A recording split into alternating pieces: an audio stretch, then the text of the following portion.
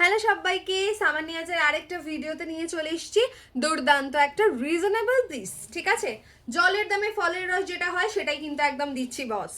দেখে নাও, এই যাচ্ছে কিন্তু পিওর কটন, গরমের মধ্যে কমফোর্টেবল ফ্যাব্রিকের উপর একটা দারুণ এমব্রয়ডারি পিস, মাছের এমব্রয়ডারি।